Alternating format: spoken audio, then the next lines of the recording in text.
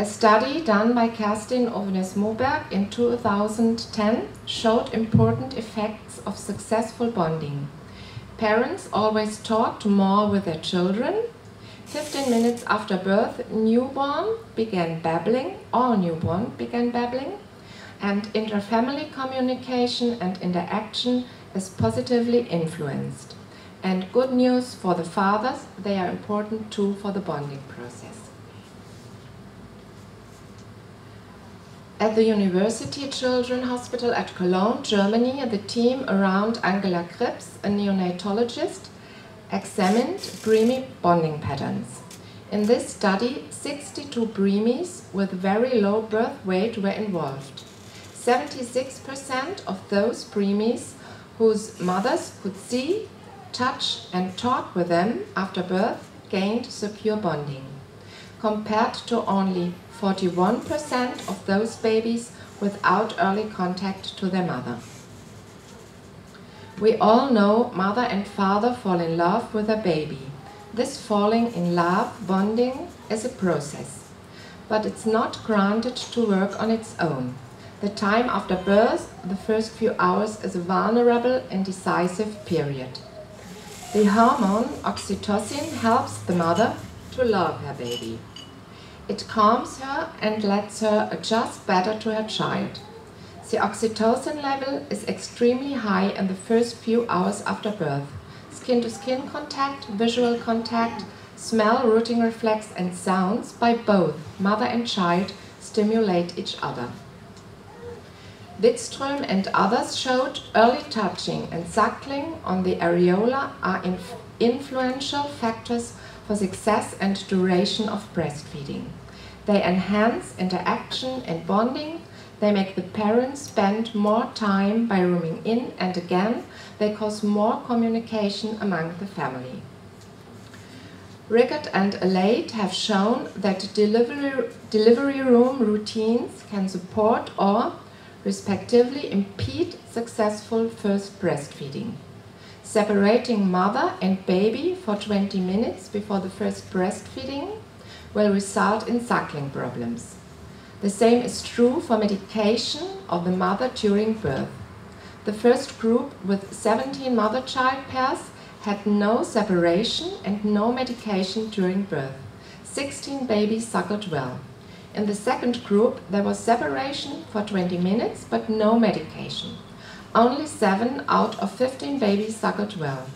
And the third group, which was the biggest one, had separation and medication during birth. Not one of these 19 babies suckled well. Christensen showed that 90 minutes after birth, those babies who enjoyed skin-to-skin contact have a better temperature, better blood sugar levels, and they cry less than the control group babies who were just lying in the cot next to their mother. Cyril Lüdin, a pediatrician whose work focuses on regulatory dysfunctions and psychosomatics at Bethesda Spital Basel, noticed in 2009 that early skin-to-skin contact after planned cesarean reduces respiratory syndrome. It also means fewer mother and child separations, and it improves the maternal behavior score and reduces regulation disturbances later on. I have found a very interesting study by O'Connor in 1997. He concludes that mother-child contact supports caring behavior. 134 women from deprived backgrounds were given 12 additional hours of mother-child contact. A control group of 133 women was only granted the usual limited contact. After 17 months, physical abuse, abandonment, and neglect occurred far more frequently in the second group than in the group with additional contact at a ratio 10:2. So I hope it runs.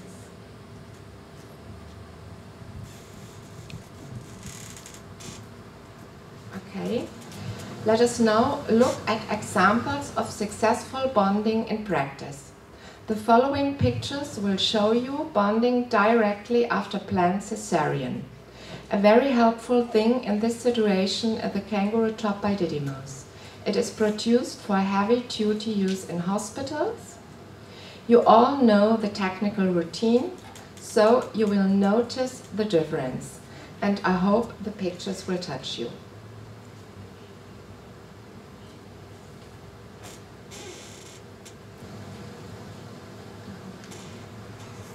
I have sound, but I don't know how to start.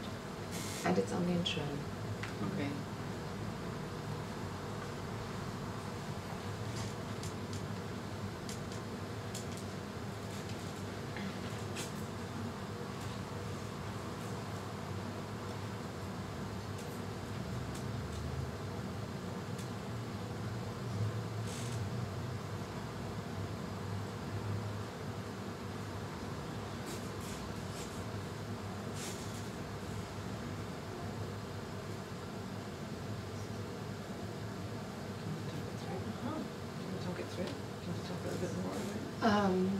I think I'm no midwife. I think they know it better than me. You know how to, you know how it works, and the baby stays the whole time during the whole process at the mother.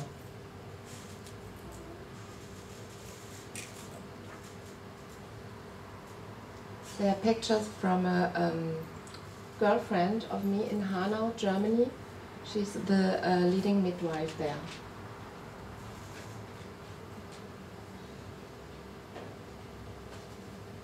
So, okay.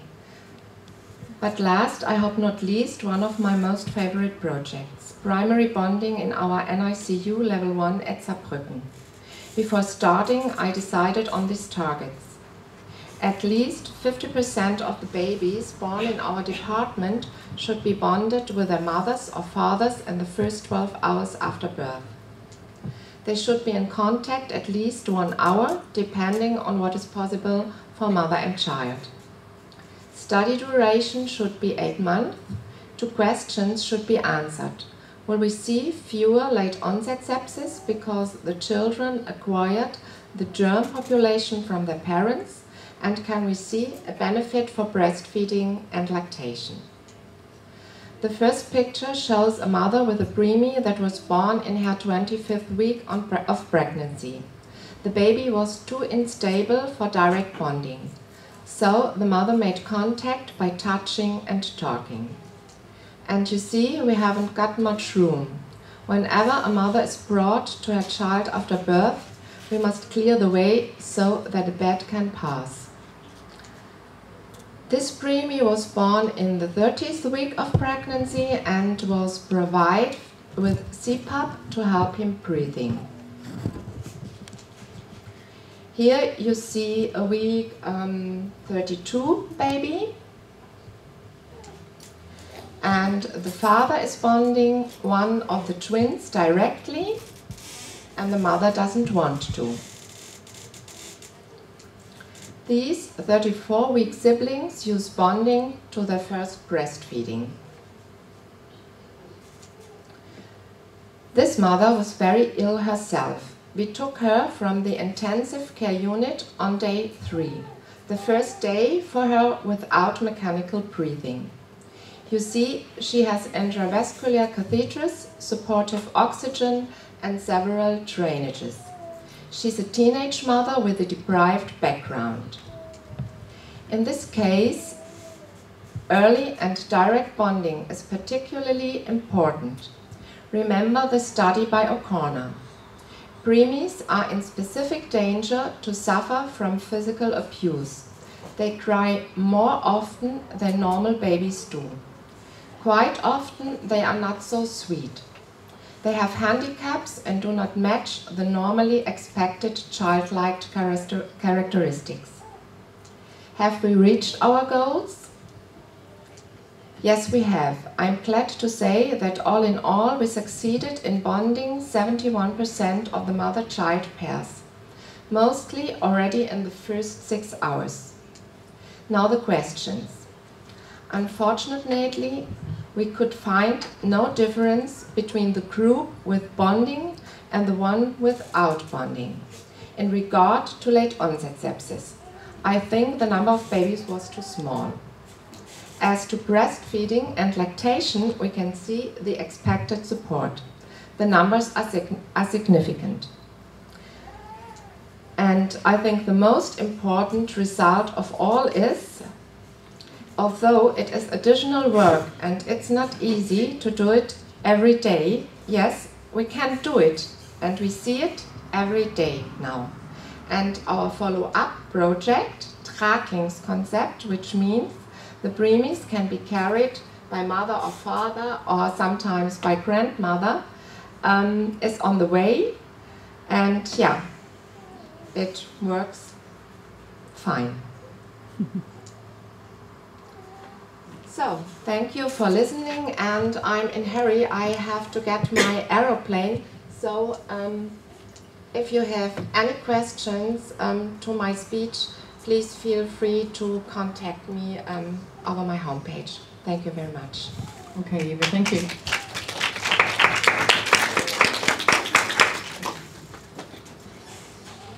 Okay, as Eva is just leaving, I want to introduce my colleague here to my right, Danielle Drandić. And Danielle is a member of Croatia's largest and most respected parents, the NGO Parents in Action group, since she became a mother in 2006. And she's very much pioneered in using the internet and new technologies to educate and unite parents, and runs the premier parenting forum in the country and the largest independent non-profit parenting Facebook page. So I'll hand you over now to Danielle.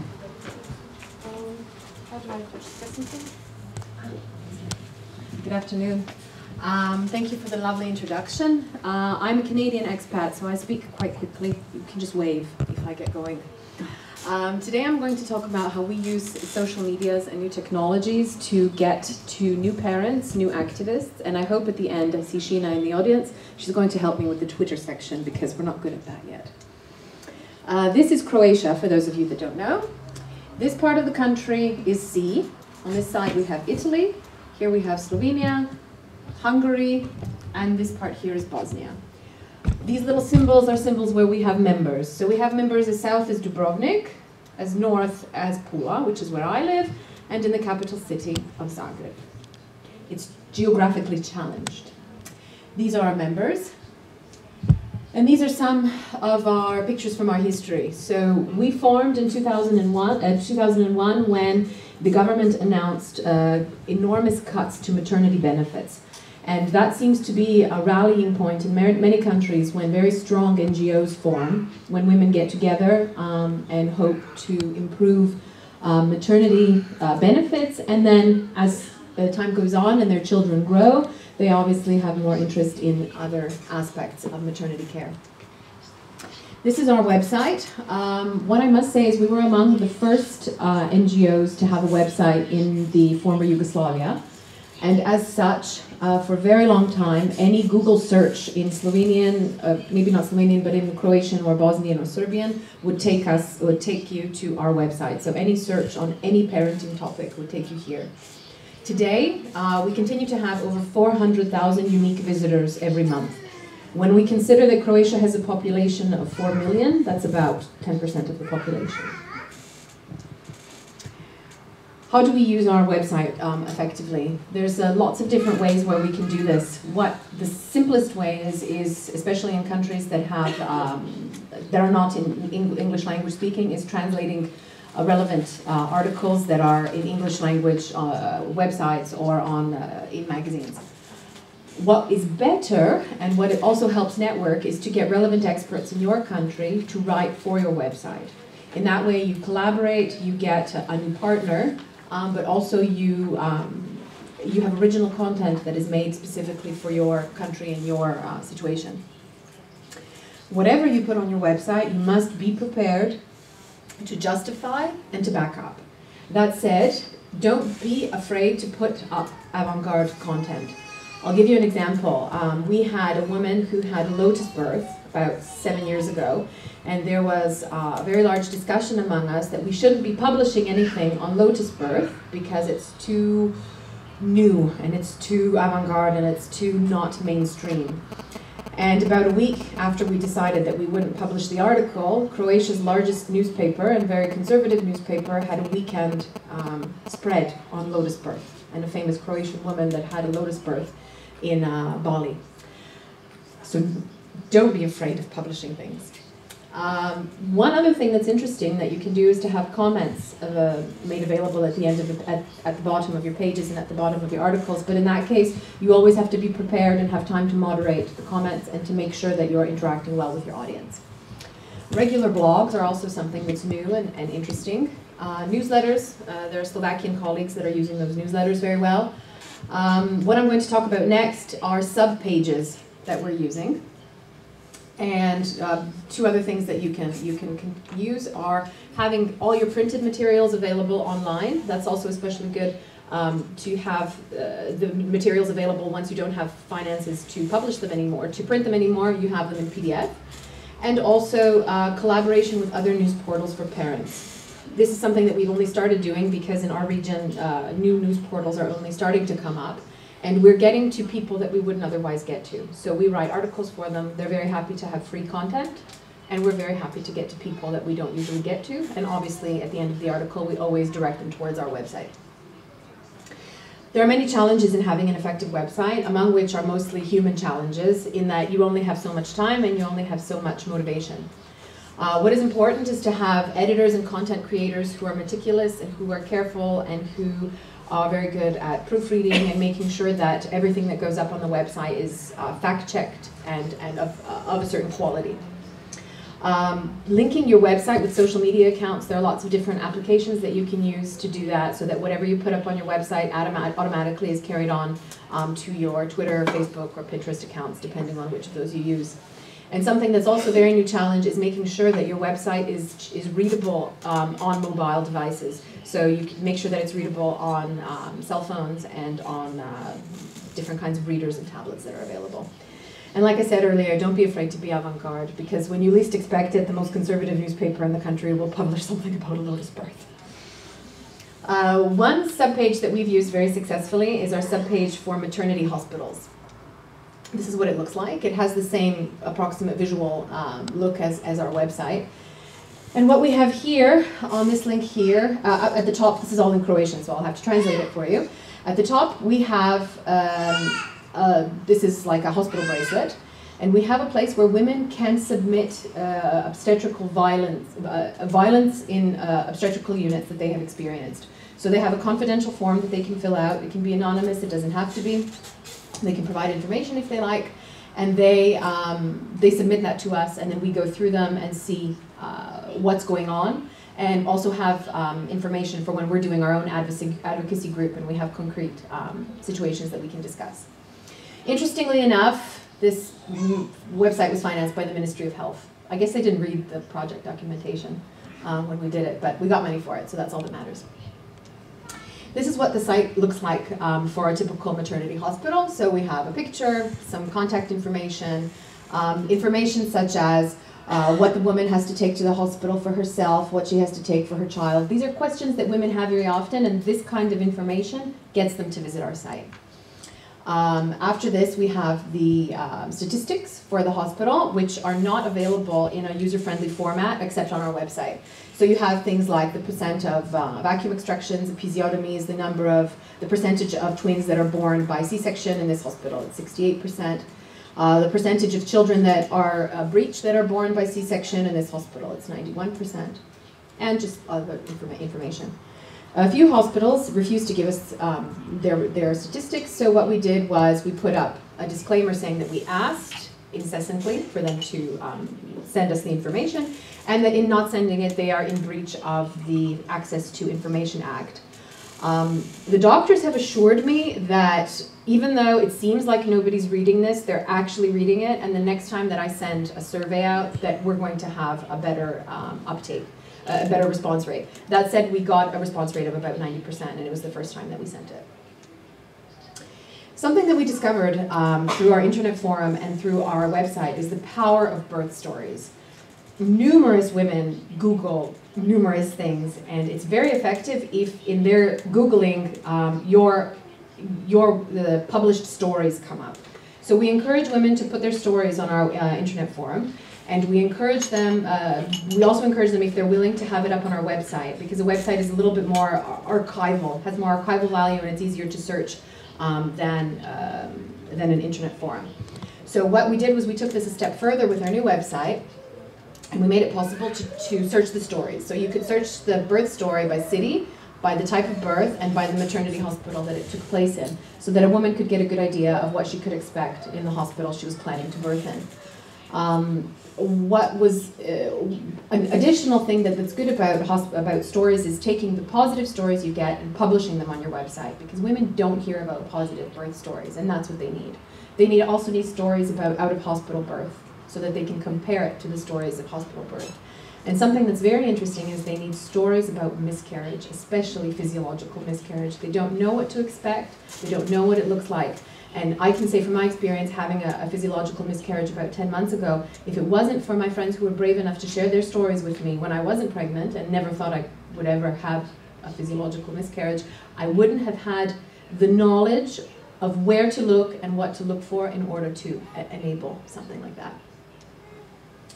Other social media that we're using currently are the following. So we've got Facebook, Twitter, Pinterest, Instagram, and YouTube, of which Facebook is the most popular in Croatia, and it's gaining in popularity. I'm thinking that the other ones will gain in popularity over time. This is our Facebook page. We have 40,000, about 37,000 likes, and we have about 150 new ones every week. So how do we do this? It's actually not very complicated. These are our insights for the last 3 months. If you look, on August 26th, something magical happened. Usually in Croatia, nothing happens. In August, everybody is at the beach. So what happened on August 26th that we got so many new likes? So regardless of what we put up, the dislikes are in red. So the dislikes are always tiny. The likes that day were huge. So I thought it was something really good and activist and provocative. No, this is what we put. It's a picture from after a birth by a wonderful photographer out of Vancouver, Canada, and it's a mum just after birth with her stomach. Now, what do you think got people to like this so much? Give me an idea. Sex. No sex, no. Yeah. Yes, you live in a Mediterranean country. Every second comment was, I did not have a belly after my birth. I was immediately a supermodel. She has stretch marks. I have no stretch marks. You should not scare women. Bodies do not look like that after birth. As you can see, there were 213 comments. 13 were the moderators saying, don't you remember seeing Princess Kate when she came out of the hospital? She had a belly and she's a celebrity. No. Croatian celebrities, when they come out of the hospital, put on a girdle and they come out looking beautiful. And that's when they're taken photos of. And if you ask a Croatian woman, nobody has a belly after birth. So what we usually, say to each other is, oh, it's been quiet on the Facebook page. We need a belly or some stretch marks. This is another post that had a lot of views. This is another birth photographer. And we've taken special care now to include more pictures of fathers, because we realize that we have to include them. Even though most of our followers are women, including fathers in our content is very important. This one had 150,000 people reached, which is insane. What they were essentially saying was, what is this woman doing? Why is she on her knees? And we said, well, she's having a baby. How? There are no stirrups. Well, clearly. She must be at home. Well, she doesn't have to be at home. It could be a birth house or some sort of out-of-hospital birth or freestanding midwifery unit. It could be a million things. It could be a hospital, just not in Croatia, because it's not green enough. But I think the interaction in this photo is what made it so popular. It didn't have as many comments on the other one, but it had likes and shares. So what I'm trying to show you with this is that the content that you provide doesn't have to be provocative. In fact, this kind of content is what gets you followers. And it gets you the followers that aren't necessarily the followers that are birth people or breastfeeding people. You'll get them regardless. You have to get the people that are on the fence. Another way that we use social media is to network with other NGOs. Recently in Croatia, we had some issues with the issue of abortion and access to abortion, which is very difficult in Croatia. And we started, well, we continued transmitting or sharing articles written by feminists. So in so doing, when the feminists started to make television appearances last month regarding abortion, they started saying, okay, we can talk about abortion, but we also have to talk about birth. Because do you remember what happened to me when I was in a hospital, and why don't we discuss this? Abortion is a reproductive right, but birth is an equally important one. So we have new evangelists, I guess you can say, who are telling our story from a different perspective, and they're transmitting it in an interesting and new way that I think is also very important. This wasn't a very popular post, but it was important in another sense. This was an interesting one. This came out about a month and a half ago, October 13th, when just before we translated the European Court of Human Rights decision on having to ask about medical students being present at birth. So the day before we came out with the information, I posed the question, did you have students at your birth? How did you feel about it? And our very intelligent Facebook editor found a good picture to put with it. Nobody read what I wrote. It's better that they didn't, there's a mistake in it. But they looked at the picture and they went crazy. The next day when I had the Facebook post regarding the European Court of Human Rights decision, nobody looked at it. But this went nuts, and it got a lot of good feedback, and we were able later to put links about the European Court of Human Rights decision. You put it in the comments. Sorry? You put the link to the comments over? Yeah, we put the link at the end of the comments. Yeah. We have a website, and we had a sale on Moon Cup. I don't know if you know what that is. It's a menstrual cup. It was a sale, so we just put a post up. It's on sale in case anybody wants to buy it. They went crazy. So that's just to say, you can put something up unintentionally and have them go crazy about something. It's important to have moderators for something like this. So the comments on this post were either, you guys are crazy, or I love Moon Cup, everybody should have one. And then the moderator somewhere in between trying to educate people. I'd be interested to see how many extra we sold after this. How do we organize ourselves? We have a number of members who are breastfeeding moms who spend a lot of time lying down and breastfeeding. They're on maternity leave, and they usually go on the internet with their smartphones. So what we have is we have a secret editorial group. It's called the Rodas Community Management. And there's a number of us there, and we post content. And then we have one or two people who are very good at speaking Croatian, not me, who then write the posts and edit them, and then they share the content. What is very convenient is to program the content in advance. So our coordinator sits down about once a month, and she programs the whole month. She has 2 posts a month, 2 posts a day, so usually one in the morning and one in the evening. Those are usually, like the comics and the little pictures and interesting things. And then when we have something that's important that comes up, we put that in between, and we're always careful to make sure that the posts are timed well in between. We've started also using Facebook groups as a kind of virtual support group. We have one for breastfeeding moms, and we have one for car seat use. We haven't started a birth one yet, but I think we might. We use these groups to get to parents who don't use internet forums, but who need a place where they can ask questions and know that they're going to get good, evidence-based, and respectful answers. What's very important with these groups is that you have clear rules and moderation and keep the discussions always on topic. These are excellent ways to get new volunteers on projects and new members. That said, we have obtained the best activists and the best new members who have been with us the longest and are the most motivated through live support groups. So if we have, a breastfeeding support group, out of every support group, we get at least one member that's going to come and, help push the volunteer team forward. So there's really no replacement for face-to-face contact. Now I'm going to say this very quickly because Sheena's much better at this than I am, and I'm going to invite her in a minute. Twitter is a great platform to use because of the structure of its users. Media people, government people are all on Twitter, and that's why you have to use it, but use it well. So it's better not to use it than to use it and make mistakes. Pinterest and Instagram can be used in the same way. So whatever you put on Facebook, you can just cross-post. You're getting to different people. It's not the same people who are reading it. YouTube is also something that's very important. I don't know if any of you know this, but YouTube is the second most popular and most used search engine, right after Google. Yeah, so it's important to have a very good YouTube channel. You can put up videos, you can put up media appearances, you can put up conference snippets. They don't necessarily have to be in your language. Interviews with foreign experts are very, very good, especially in Eastern Europe. Parents telling birth stories. There's an excellent series of films called 60-second doulas, and if anybody could make something like that for their country, that would be amazing. Little films like the one that Mary showed this morning are great for this and for sharing. And just, you have to be constant and you have to be consistent. So you always have to put up new content, you know, once a week, twice a week, however you start, and you have to be consistent. So you can't put up 20 videos in one day and then do nothing else for the rest of the year. It's important to do it consistently. Apps are something that we're just getting into. These are excellent. So these are mobile applications that you can use over your phone. Some ideas for applications can be pregnancy from week to week, menstruation calendars that can be used for women who are trying to conceive, breastfeeding applications, you know, how many times did your child poo, what kind of poo was it, how much did it pee, how much did it weigh, and whatnot.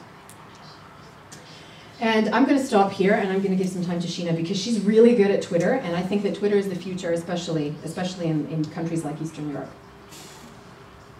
Hello everybody. Oh, you need this. Hello everybody, I'm a midwife from England, and we just met this morning, so I've not really got anything prepared for this except to say that what Twitter has done for me has given me a voice not only to share information but also to gain information.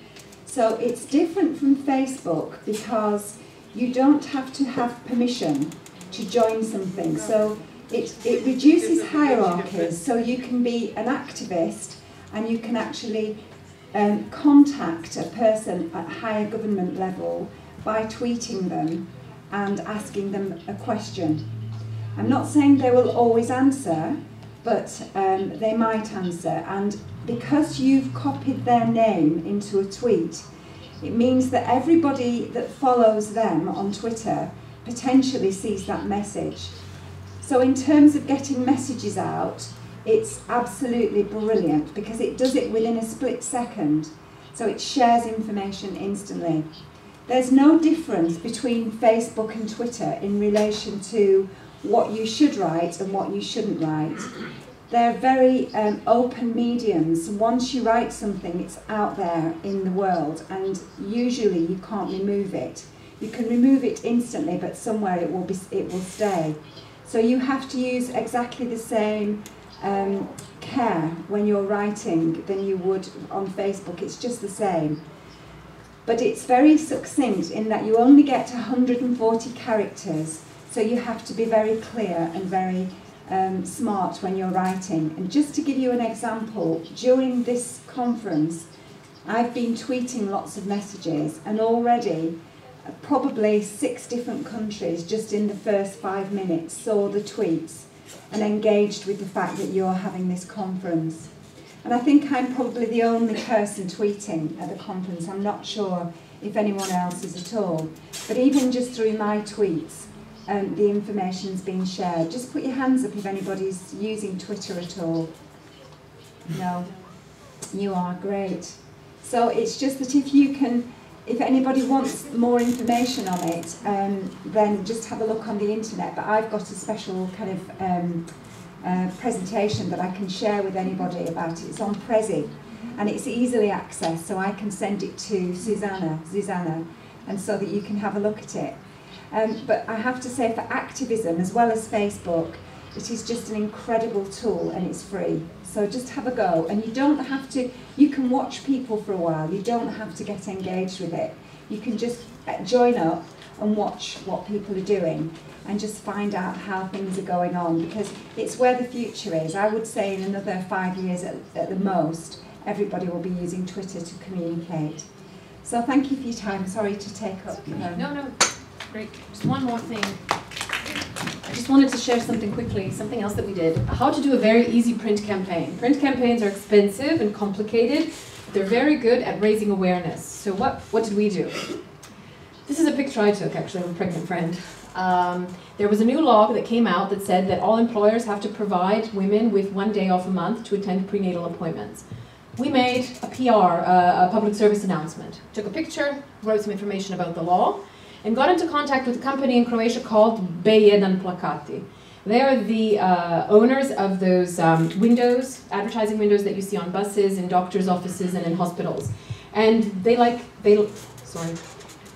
giving back. So what do? When they have a space that's not being used, that's empty because they don't have an ad sold, they do public service announcements. So this cost us maybe 300 euros to print up 200, and they distribute them for free. This is one that we did, and this is another one that we did that says, I have the right to the best birth for my child and I.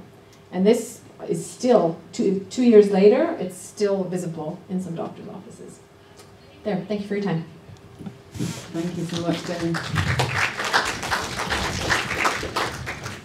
I think it was probably 1 minute for questions, if you want.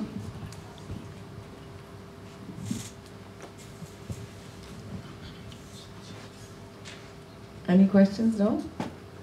No? Oh, just on the back there, yeah. Give us some more contrast between Facebook, Twitter, and these other, in terms of which one you use when? I think, well, the reason that we don't use Twitter is because we're not good enough at it yet. The Croatian government had a tweet 2 months ago that said, I'm bored, and it was spelled wrong. And it was out there for maybe 2.5 minutes, and it was like a month of PR backlash. So the administrator was just bored and wrote something silly and accidentally pressed enter. So the people who are on Twitter are politicians, media people, and journalists. So whatever you put there, you have to be able to back it up, and you can't mess around with the statements that you send. That said, Facebook gets us to regular people. Yeah.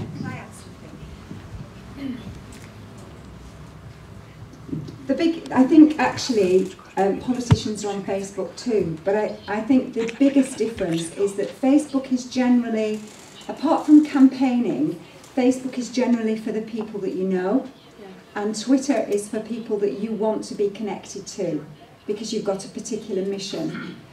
So if you want to learn something about a topic, or if you want to share something about a topic, then use Twitter.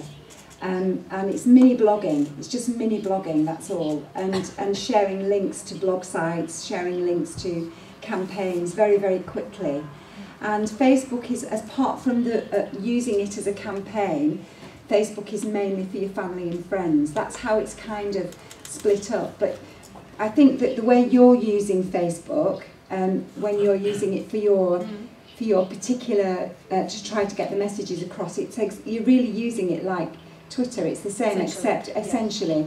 But usually the two link together, Ken. So when you post on your Facebook page, it goes to Twitter, and people link between the two. Yeah. The same with all of them. They all link together essentially. Pinterest, and they all kind of, you know. But so it's just really using different mediums for different messages, whether they be long or short. Twitter goes very quickly up and down, so your timeline, it depends how many people you follow, but your timeline is gone very quickly, whereas Facebook stays for a while, especially if people keep adding to it. For me personally, have you ever heard of anything called email? Well, no, this is... Have you ever heard of email? This is I for still getting to use people that, who but don't know. I find I get enough information Yes, coming that's at right. me without something coming, any more stuff coming at me just from. I know, email. and that's one of the barriers to using it, because some of my colleagues will say, well, I already get so many emails, but when I talk to the researchers who use it, and the chief executives and the chief nurses, what they say is that it makes them more efficient. Because if they want to get a message out to certain people, rather than sending emails, they just tweet it. So it actually saves them time, and they get. So, for example, I get information about publications that have just been released way before the email arrives. Yeah. So there's kind of advantages, but I take your point, because everything takes time. Okay, I think we're going to have to finish. You don't have to read it. No, you don't have to. You don't have to read it either. Okay. It's not like your emails. Yeah, and it's great. It's great for following conferences. I follow the ICM, you know. Yeah. From home. Okay, I think that will... Oh, careful. No problem. Okay, thanks very much.